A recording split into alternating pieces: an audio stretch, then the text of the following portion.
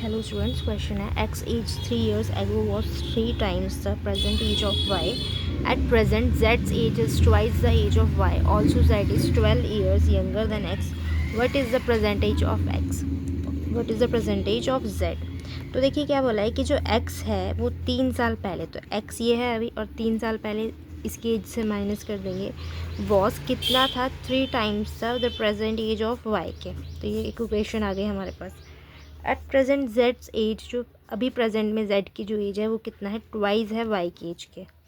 और also Z is 12 years younger than x, जो Z है वो 12 साल क्या है, यंगर है एक्स से। तो and also Z is 12 years younger to X, तो जो जेड है वो 12 साल क्या है, छोटा है एक्स से। तो हम जिसकी भी एज छोटी होती है उसको क्या कर देते हैं, बाद में लिखते हैं, और जिसकी एज ज़्यादा होती है उसको पहले लिखते हैं। तो यहाँ पे आ जाएगा 12। अब देखिए x को हम कैसे लिख सकते हैं, x को हम लिख सकते हैं 3 वाई प्लस 3, जेड ऐसे ही रहेगा। तो x की जगह हम क्या लिख देंगे, 3y प्लस 3 माइनस और 2y लिख देंगे यहाँ पे।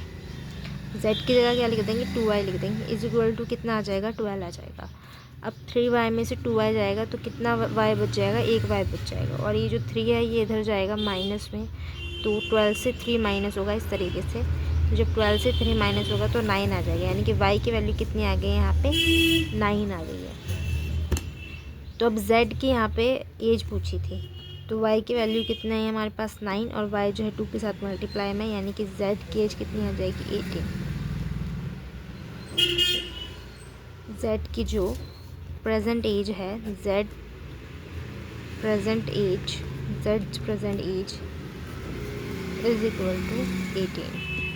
इसी तरीके से हम x की एज भी निकाल सकते हैं। अगर क्वेश्चन में x की एज पूछी होती तो हम क्या करते, यहाँ पे वैल्यू पुट करते, यहाँ पे कितना आता, मतलब 9 लिखते हैं यहाँ पे, तो 3 9 27 हो जाता, और 3 ये माइनस के उधर जाके प्लस होता, तो x की एज कितनी आ जाती, 30 आ जाती।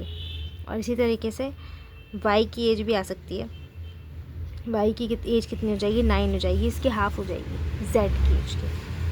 तो क्वेश्चन में कैसे करा हम इस क्वेश्चन को, हमने x की जो x जो था वो क्या था, 3 साल पहले, x की प्रेजेंट एज ये है, x से मतलब x की प्रेजेंट एज x ही मान लेते हैं, तो 3 साल पहले कितना हो जाएगा, 3 माइनस करेंगे उसकी एज से, कितना था, 3 टाइम्स था y की एज में। फिर x को हमने y के फॉर्म में लिख दिया।